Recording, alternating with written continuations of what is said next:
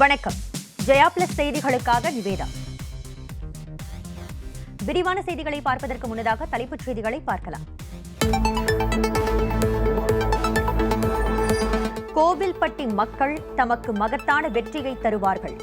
கூட்டணி குறித்த பேச்சுவார்த்தை இன்று நிறைவு பெறும் என டிடிவி தினகரன் பேட்டி.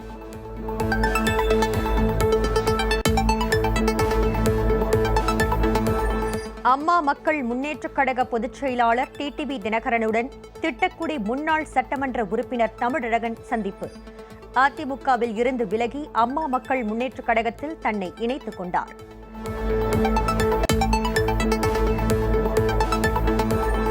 அம்மா மக்கள் முன்னேற்றக் கழக கூட்டணியில் இடம்பெற்றுள்ள எஸ்டிபிஐ கட்சி போட்டியிடும் 6 தொகுதிகளுக்கான வேட்பாளர்கள் அறிவிப்பு.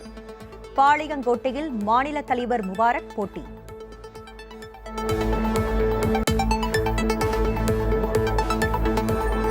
தமிழகம் மற்றும் புதுச்சேரி சட்டமன்ற தேர்தலுக்கான வேட்புமனு தாக்கல் இன்று தொடங்கியது. வரும் 19ஆம் தேதி மனு தாக்கல் செய்ய கடைசி நாள்.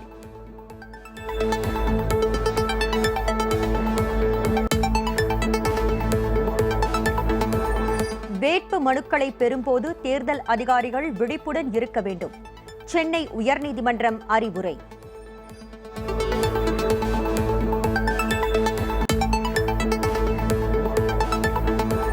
மின்னணு வாக்குப்பதிவு இயந்திரத்தை பயன்படுத்தி தேர்தலில் முறைகேடு செய்யலாம் என வதந்தி பரப்புவோர் மீது கடும் நடவடிக்கை.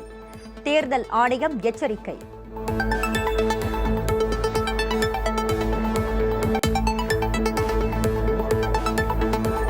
தொண்டர்களின் உணர்வுகளுக்கு மதிப்பளிக்காமல் தொகுதிகளை ஒதுக்கியதால் எடப்பாடி அணியில் எழுந்துள்ள அதிருப்தி.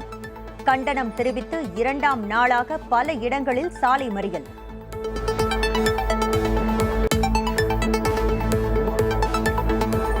புதுச்சேரி சட்டப்பேரவை தேர்தலில் அம்மா மக்கள் முன்னேற்றக் கழக கூட்டணியில் எஸ்டிபிஐ கட்சிக்கு 4 தொகுதிகள் ஒதுக்கீடு.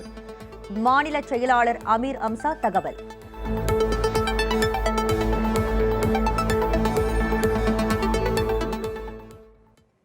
இனி விரிவான செய்திகளை பார்க்கலாம்.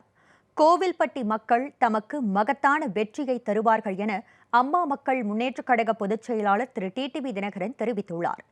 சென்னை ராயப்பேட்டையில் உள்ள தலைமை கழகத்தில் செய்தியாளர்களுக்கு பேட்டியளித்து பேசிய அவர், கூட்டணி குறித்த பேச்சுவார்த்தை இன்று நிறைவு பெறும் என கூறினார். தேமுதிகவோட பேசிட்டு வந்ததா சொன்னாங்க. அதோட நிலைமை எப்படி இருக்கு சார்? பேச்சுவார்த்தை தொடர்ந்து நடந்துட்டு தான் இருக்கு. இன்னைக்கு அதை பற்றி ஒரு முடிவு கிடைக்குன்னு நினைக்கிறேன். நான் மாபெரும் வெற்றியாக அந்த கோவில்பட்டி தொகுதி மக்கள் தருவார்கள் என்ற நம்பிக்கையில் தான் அங்கே கிளம்பிருக்கிறேன். நிச்சயம் நான் வெற்றி பெறுவேன்.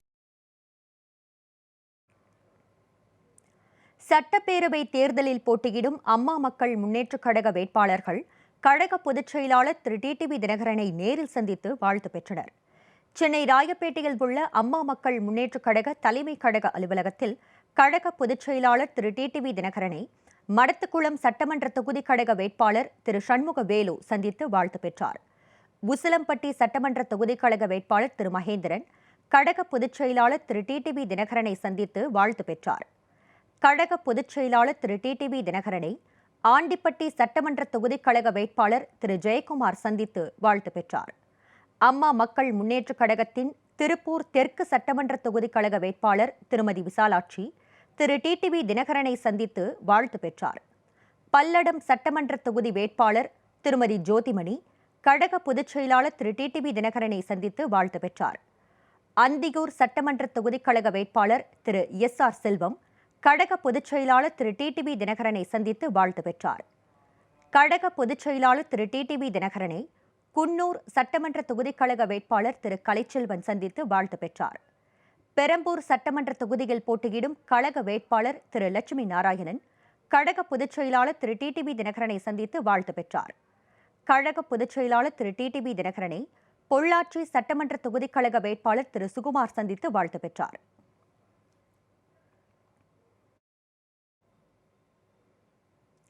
சட்டப்பேரவை தேர்தலில் போட்டியிடும் அம்மா மக்கள் முன்னேற்றக் கழக வேட்பாளர்கள் கழக பொதுச் செயலாளர் திரு டிடிவி தினகரனை நேரில் சந்தித்து வாழ்த்து பெற்றனர்.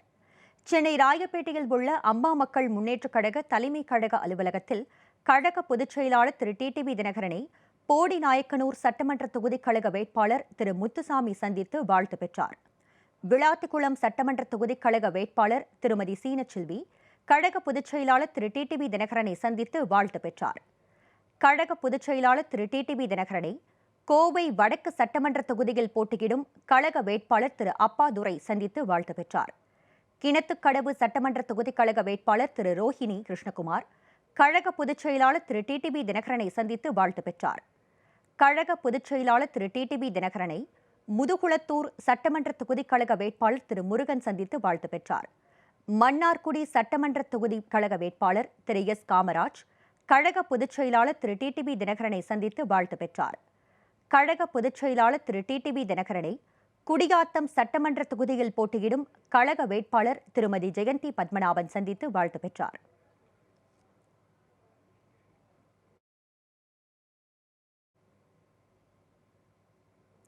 தமிழக சட்டப்பேரவை தேர்தலில் அம்மா மக்கள் முன்னேற்றக் கழகம் சார்பில் வேட்பாளர்களாக அறிவிக்கப்பட்டுள்ள கழக நிர்வாகிகள் கழக பொதுச் செயலாளர் திரு டிடிவி தினகரனை நேரில் சந்தித்து வாழ்த்து பெற்றனர்.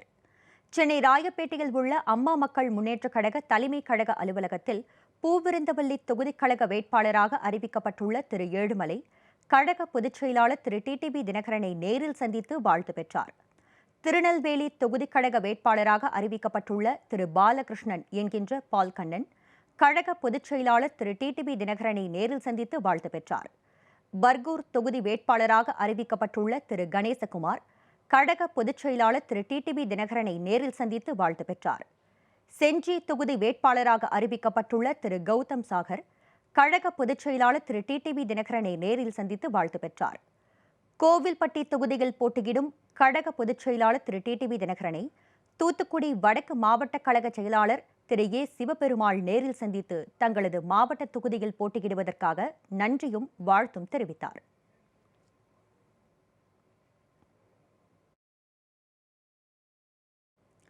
கழக பொதுச் செயலாளர் திரு டிடிவி தினகரன் முன்னிலையில் திட்டக்குடி முன்னாள் சட்டமன்ற உறுப்பினர் திரு தமிழழகன் அம்மா மக்கள் முன்னேற்றக் கழகத்தில் தன்னை இணைத்துக் கொண்டார். அம்மா மக்கள் முன்னேற்றக் கழக பொதுச் செயலாளர் திரு டிடிவி தினகரனை சென்னை ராயப்பேட்டையில் உள்ள தலைமை கழக அலுவலகத்தில் திட்டக்குடி முன்னாள் சட்டமன்ற உறுப்பினர் திரு க தமிழழகன் சந்தித்தார். அதிமுகவில் இருந்து விலகி அம்மா மக்கள் முன்னேற்றக் கழகத்தில் அவர் தன்னை இணைத்துக் கொண்டார்.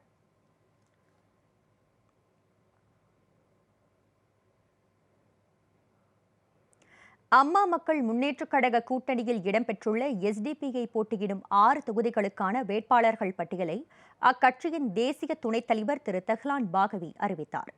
வரும் சட்டமன்ற தேர்தலில் அம்மா மக்கள் முன்னேற்றக் கழக கூட்டணியில் இணைந்து எஸ்டிபிஐ தேர்தலை சந்திக்க உள்ளது. அக்கட்சிக்கு 6 தொகுதிகள் ஒதுக்கப்பட்டுள்ளன.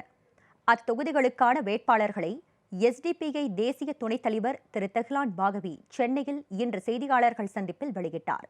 அதன்படி பாளையங்கோட்டை தொகுதியில் அக்கட்சியின் மாநில தலைவர் நெல்லை முபாரக் போட்டியிடுகிறார். ஆம்பூர் தொகுதியில் மாநில பொதுச் செயலாளர் அச உமர் ஃபாரூக், ஆலந்தூரில் தென்சென்னை மாவட்ட பொதுச் செயலாளர் எம் முகமது தமீம் அன்சாரி, மதுரை மத்தியம் தொகுதியில் மதுரை மாவட்ட துணைத் தலைவர் ஜி சிக்கந்தர் பாட்ஷா, திருவாரூரில் விமன் இந்தியா மூவ்மெண்ட் மாநில பொதுச் செயலாளர் எம் ஏ நசிமா பானு, திருச்சி மேற்கில் எஸ்டிபிஐ மாவட்ட தலைவர் ஆர் அப்துல்லா ஹசான் ஆகியோர் போட்டியிடுவதாக திரு தெஹ்லான் பாகவி தெரிவித்தார்.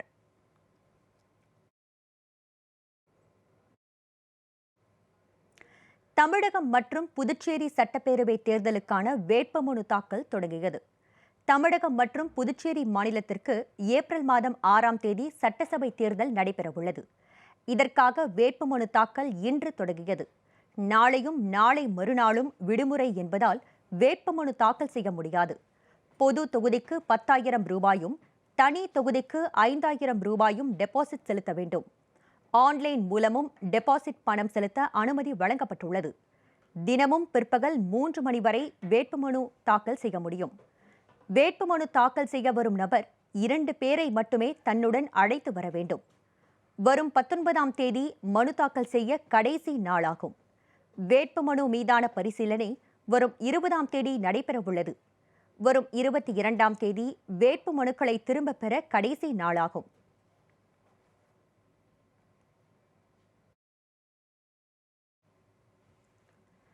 தமிழக சட்டப்பேரவை தேர்தலுக்கான வேட்புமனு தாக்கல் இன்று தொடங்கியது.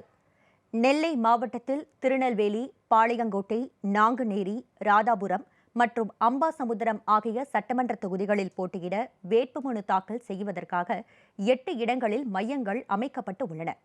ஒவ்வொரு மையத்திற்கும் 5 அடுக்கு பாதுகாப்பு போடப்பட்டுள்ளதாக மாவட்ட ஆட்சியர் திரு விஷ்ணு தெரிவித்தார்.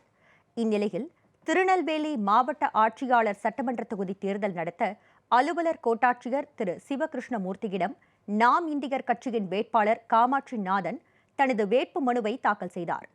திருச்சி ஸ்ரீரங்கம் சட்டமன்ற தொகுதியில் போட்டியிட விரும்புபவர்கள் ஸ்ரீரங்கம் வட்டாட்சியர் அலுவலகத்தில் வேட்பு மனுவை தேர்தல் அதிகாரியிடம் பெற்றுச் சென்றனர். மேலும் திருச்சி மேற்கு சட்டமன்ற தொகுதி தேர்தல் நடத்தும் அதிகாரியான மேற்கு வருவாய் வட்டாட்சியர் அலுவலகத்தில் அம்மா மக்கள் முன்னேற்றக் கழக கூட்டணி கட்சியான எஸ்டிபிஐ கட்சி சார்பில் வேட்பு மனுவை எஸ்டிபிஐ கட்சி நிர்வாகிகள் பெற்றுச் சென்றனர்.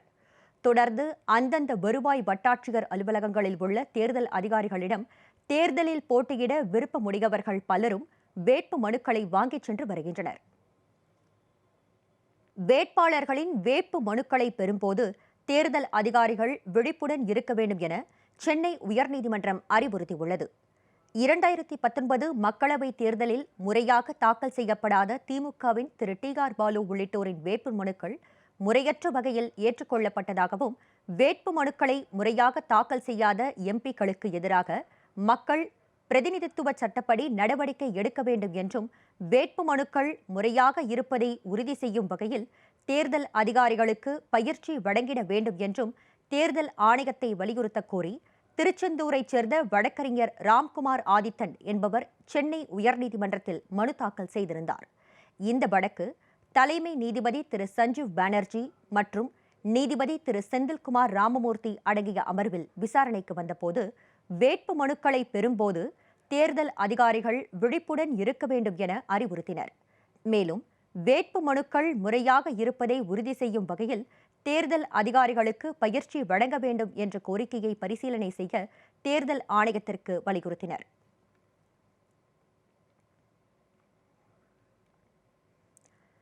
மின்னணு வாக்குப்பதிவு இயந்திரத்தை பயன்படுத்தி தேர்தலில் முறைகேடு செய்யலாம் என வதந்தி பரப்புவோர் மீது கடும் நடவடிக்கை மேற்கொள்ளப்படும் என்று தேர்தல் ஆணையம் எச்சரிக்கை விடுத்துள்ளது. இந்திய தேர்தல் ஆணையம் வெளியிட்டுள்ள அறிக்கையில், மின்னணு வாக்குப்பதிவு இயந்திரத்தில் முறைகேடு செய்யலாம் என முன்னாள் தலைமை தேர்தல் ஆணையர் திரு டி.எஸ். கிருஷ்ணமூர்த்தி சில ஆண்டுகளுக்கு முன் கூறியதாக வெளியான வதந்தி தற்போது மீண்டும் சமூக வலைதளங்களில் பரவி வருவதாகவும், இந்த தவறான தகவல் குறித்து திரு டி.எஸ். கிருஷ்ணமூர்த்தி ஏற்கனவே மறுப்பு தெரிவித்திருந்த நிலையில் தற்போது மீண்டும் திட்டவட்டமாக மறுத்திருப்பதாகவும் தெரிவிக்கப்பட்டுள்ளது. வாக்குப்பதிவு இயந்திரத்தை பயன்படுத்தி தேர்தலில் முறைகேடு செய்யலாம் என வதந்தி பரப்புபவர்கள் மீது கடும் நடவடிக்கை பாயும் என தேர்தல் ஆணையம் எச்சரித்துள்ளது. ஏற்கனவே வதந்தி பரப்பிய 2 பேர் மீது 3 பிரிவுகளின் கீழ் வழக்கு பதிவு செய்யப்பட்டுள்ளதாகவும் தேர்தல் ஆணையம் தெரிவித்துள்ளது.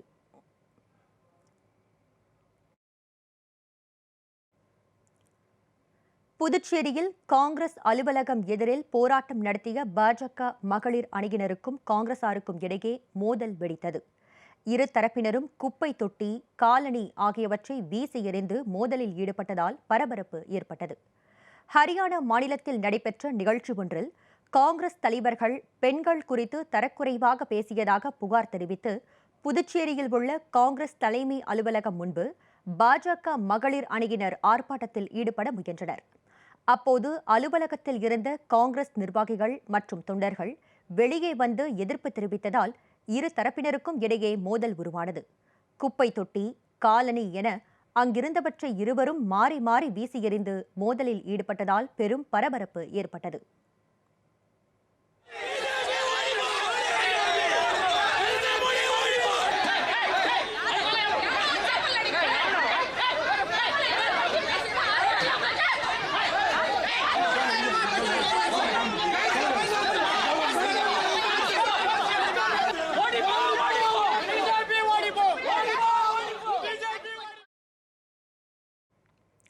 தகவல் அறிந்து சம்பவ இடத்திற்கு சென்ற போலீசார் இரு தரப்பினரையும் சமரசம் செய்து கலைந்து போகச் செய்தனர்.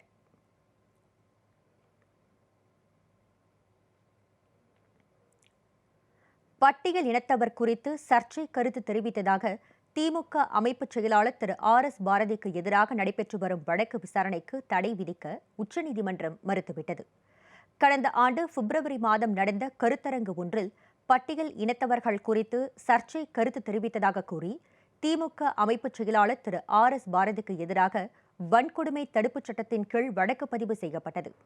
இந்த வழக்கு சென்னையில் உள்ள MP, MLAக்கள் மீதான வழக்குகளை விசாரிக்கும் சிறப்பு நீதிமன்றத்தில் நடைபெற்று வருகிறது. இதற்கு தடை விதிக்க கோரி RS பாரதி சென்னை உயர்நீதிமன்றத்தில் தொடர்ந்த வழக்கு தள்ளுபடி செய்யப்பட்டது. சென்னை உயர்நீதிமன்றத்தின் உத்தரவை எதிர்த்து RS பாரதி உச்சநீதிமன்றத்தில் மேல்முறையீடு செய்தார்.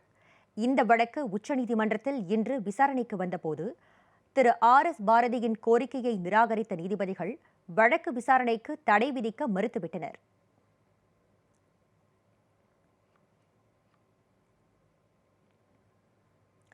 மதுரை சோழவந்தான் அருகே விவசாய நிலத்தை உழுவதற்கு உழவு மாடுகள் கிடைக்காததால் விவசாயி ஒருவர் தனது 14 வயது மகனுடன் சேர்ந்து உழவு பணி மேற்கொண்ட சம்பவம் நெகிழ்ச்சியை ஏற்படுத்தியுள்ளது. முதலைக்குளம் கிராமத்தில் கண்மாய் பாசனம் மூலம் 400 ஏக்கரில் விவசாயம் செய்யப்படுகிறது. ஆனால் இந்த கிராமத்தில் ஒரு உழவு மாடுதான் இருப்பதாக கூறப்படுகிறது. இந்த கிராமத்தைச் சேர்ந்த விவசாயி பாண்டி என்பவர் தனக்கு சொந்தமான 50 சென்ட் நிலத்தை உழுவுவதற்கு உழவு மாடுகளுக்காக 4 நாட்கள் காத்து கிடந்துள்ளார். இருப்பினும் உழவு மாடுகள் கிடைக்காததால் நாற்றங்காலில் இருந்து பறித்த நெல் நாற்றுகள் வீணாவதை தடுக்க விவசாயி பாண்டி தனது 14 வயது மகன் கவியரசு உதவியுடன் பரம்படிக்கும் பணியில் ஈடுபட்டார்.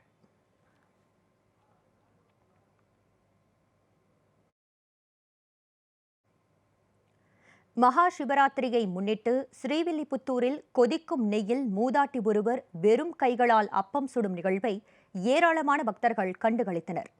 ஸ்ரீவில்லிபுத்தூரில் உள்ள பத்ரகாளியம்மன் திருக்கோவிலில் சிவராத்திரியையொட்டி இந்த வருடாந்திர நிகழ்வு நடைபெற்றது. முத்தம்மாள் என்ற மூதாட்டி கோவில் பூசாரிகளுக்கும் பக்தர்களுக்கும் விறகு அடுப்பிட்டு கொதிக்கும் அப்பம் சுட்டு பிரசாதமாக வழங்கினார். கடந்த 50 ஆண்டுகளாக சிவராத்திரி தினத்தன்று இவ்வாறு அப்பம் சுடும் மூதாட்டி முத்தம்மாள் இதற்காக 40 நாட்கள் விரதத்தை கடைபிடித்து வருகிறார்.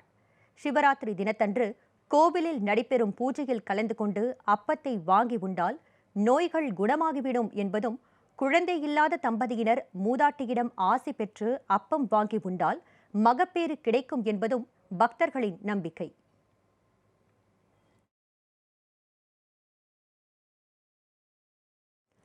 ராமநாதபுரம் மாவட்டம் உத்தரகோசமங்கை அருகே அரசு பள்ளி மாணவர்களின் வரலாற்று தேடலில் சிந்து சமவெளி எழுத்து போன்ற குறியீடுகள் கொண்ட பானை ஓடுகள் கண்டுபிடிக்கப்பட்டு உள்ளன. ராமநாதபுரம் மாவட்டம் வேளானூர் அரசு உயர்நிலைப்பள்ளி மாணவர்கள் மரியராயபுரம் என்ற இடத்தில் உள்ள கண்மாய் பொட்டலில் மாணவர்கள் கள மேற்பரப்பாய்வு செய்தனர். 20 பானை ஓடுகளில் குறியீடுகள் இருந்ததை அப்போது கண்டறிந்தனர். அவற்றில் கருப்பு சிவப்பு கலந்த பனை போட்டில் 15 குறியீடுகளும், சிவப்பு பாணி ஓட்டில் 5 குறியீடுகளும் இருந்தன. இதில் உள்ள 3 குறியீடுகள் சிந்து சமவெளி பகுதியில் கிடைத்த குறியீடுகள் போல் உள்ளதாக கூறப்படுகிறது. சமீபத்தில் ரொமானிய பானை ஓடுகள் கண்டுபிடிக்கப்பட்ட கீழ்ச்சித்தி இவ்வூருக்கு அருகிலேயே அமைந்துள்ளது. சங்க காலத்தில் இவ்வூர் மக்களின் வாழ்விட பகுதியாக இருந்துள்ளதை அறிய முடிகிறது. தொல்லியல் துறை இப்பகுதியில் அகழாய்வு செய்து இப்பகுதியின் தொன்மையை வெளிக்கொணர வேண்டும் என தொல்லியல் ஆர்வலர்கள் கோரிக்கை வைத்துள்ளனர். இந்தியாவில் கொரோனா பரவல் மீண்டும் வேகமெடுத்து வரும் நிலையில் கடந்த 24 மணி நேரத்தில் 23,000க்கும் மேற்பட்டோர் புதிதாக தொற்றுக்கு ஆளாகியுள்ளனர். நாடு முழுவதும் கடந்த சில மாதங்களாகவே குறைந்து வந்த கொரோனா வைரஸ் தொற்று மீண்டும் உயர்ந்து வருகிறது. மகாராஷ்டிரா மாநிலத்தின் நாக்பூர் மற்றும் மும்பை நகரங்களிலும் கர்நாடகாவின் பெங்களூரு நகரிலும் கொரோனா அதிவேகத்தில் பரவி வருவதாக மத்திய சுகாதாரத்துறை தகவல் தெரிவித்துள்ளது. இந்நிலையில் வெகு நாட்களுக்கு பிறகு கொரோனா தினசரி பாதிப்பு எண்ணிக்கை 23,000ஐ தாண்டியுள்ளது.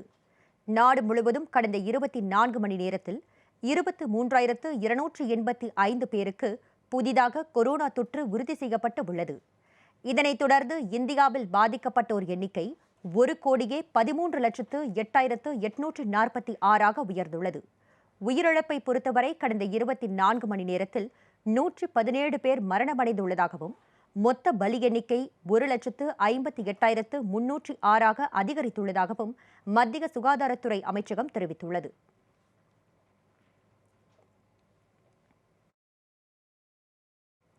ராமேஸ்வரம் ராமநாத சுவாமி திருக்கோவிலில் மாசி மகா சிவராத்திரி விழாவையொட்டி திருத்தேரோட்டம் வெகு விமரிசையாக நடைபெற்றது. ராமேஸ்வரம் ராமநாத சுவாமி திருக்கோவிலில் சிவராத்திரி திருவிழா கடந்த 4ஆம் தேதி தொடங்கியது. வரும் 15ஆம் தேதி வரை சிவராத்திரி திருவிழா நடைபெறவுள்ளது. இந்நிலையில் சிவராத்திரியை முன்னிட்டு ராமநாத சுவாமி, ஸ்ரீ பர்வதவர்தினி அம்பாள் பஞ்சமூர்த்திகளுடன் 2 திருத்தேரில் பவனி வந்தனர். தேரோட்ட நிகழ்ச்சியில் ஏராளமான பக்தர்கள் பங்கேற்று 4 ரத வீதிகள் வழியாக தேரை வடம் பிடித்து இழுத்து சுவாமி தரிசனம் செய்தனர். சிவராத்திரி திருவிழாவின் முக்கிய நிகழ்வான அமாவாசை தீர்த்தவாரி உற்சவம் நாளை நடைபெறவுள்ளது.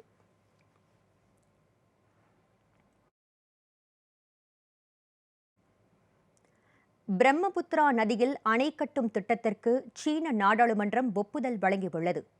சீனாவின் தன்னாட்சி பிரதேசமான திபெத்தில் உற்பத்தியாகி இந்தியா, வங்காளதேசம் வழியாக பயணிக்கும் பிரம்மபுத்திரா நதி பின்னர் வங்காள விரிகுடாவில் கலக்கிறது.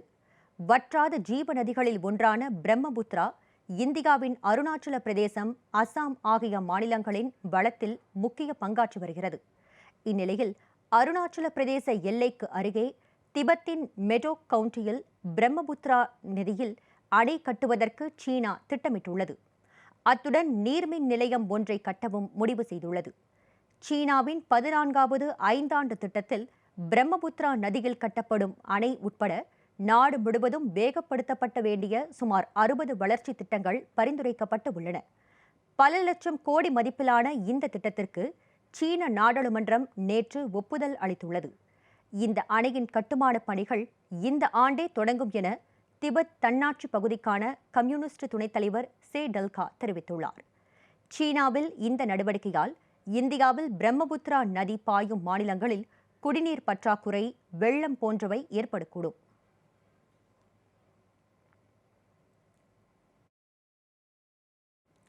புதுச்சேரி சட்டப்பேரவை தேர்தலில் அம்மா மக்கள் முன்னேற்றக் கழக கூட்டணியில் எஸ்டிபிஐ கட்சிக்கு 4 தொகுதிகள் ஒதுக்கீடு செய்யப்பட்டுள்ளது. தமிழகம் மற்றும் புதுச்சேரி சட்டமன்ற தேர்தலில் அம்மா மக்கள் முன்னேற்றக் கழகத்துடன் எஸ்டிபிஐ கட்சி கூட்டணி அமைத்து போட்டியிடுகிறது.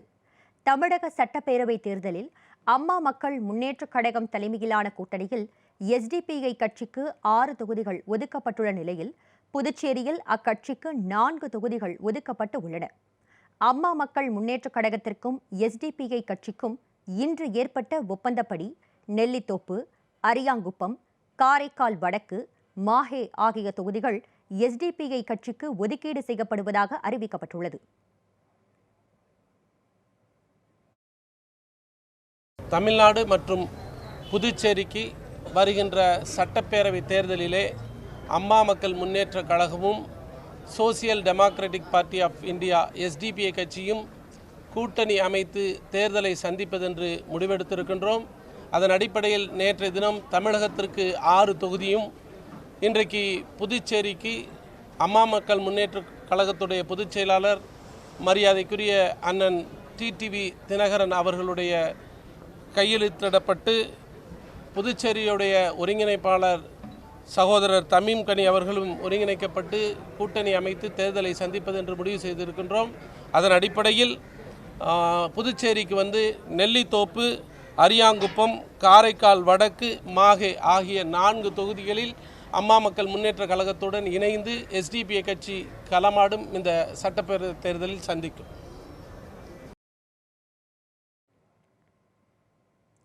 இனிவரும் நிகழ்வுகள் சிலவற்றை விரைவுச் செய்திகளாக பார்க்கலாம். தூத்துக்குடி மாவட்டம் பெரியசாமி நகரில் அடிப்படை வசதிகளை நிறைவேற்றக் கோரி அப்பகுதி மக்கள் வீடுகளில் கருப்பு கொடி கட்டி எதிர்ப்பை தெரிவித்தனர். தூத்துக்குடி மாநகராட்சிக்கு உட்பட்ட பெரியசாமி நகரில் 300க்கும் மேற்பட்ட குடும்பங்கள் வசித்து வருகின்றன.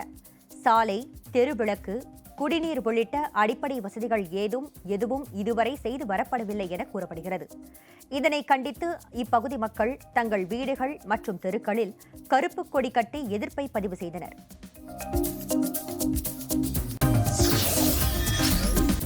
எண்ணூரில் பறக்கும் படை அதிகாரிகள் நடத்திய சோதனையில் கணக்கில் வராத 1,18,000 ரூபாய் பறிமுதல் செய்யப்பட்டது. சென்னை எண்ணூர் அன்னை சிவகாமி நகர் சந்திப்பு அருகே தேர்தல் பறக்கும் படை அதிகாரிகள் சோதனையில் ஈடுபட்டுக் கொண்டிருந்தனர்.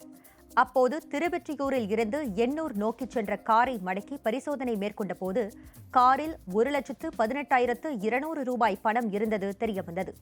உரிய ஆவணங்கள் இல்லாததால் அதனை அதிகாரிகள் பறிமுதல் செய்து அரசு கருவூலத்தில் ஒப்படைத்தனர்.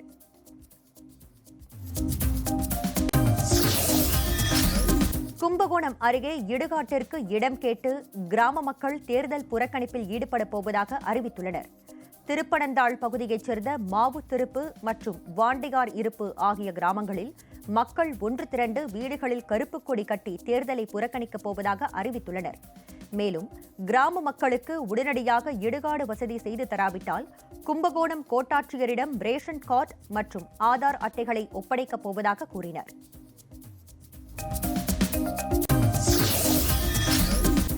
ராமநாதபுரம் மாவட்ட ஆட்சியர் அலுவலகத்தில் தேர்தல் விழிப்புணர்வு கையெழுத்து இயக்கத்தை மாவட்ட ஆட்சியர் திரு தினேஷ் பொன்ராஜ் ஆலிவர் தொடங்கி வைத்தார். அப்போது 100% வாக்களிப்பு உறுதி செய்ய வேண்டும் என்ற பேட்சை அரசு அலுவலர்களுக்கு வழங்கி பின் கையெழுத்து இயக்கத்தை தொடங்கி வைத்தார். இதில் மாவட்ட காவல்துறை கண்காணிப்பாளர் திரு கார்த்திக், வருவாய் அலுவலர் திருமதி சிவகாமி உள்ளிட்ட பலர் கலந்து கொண்டு கையெழுத்திட்டனர்.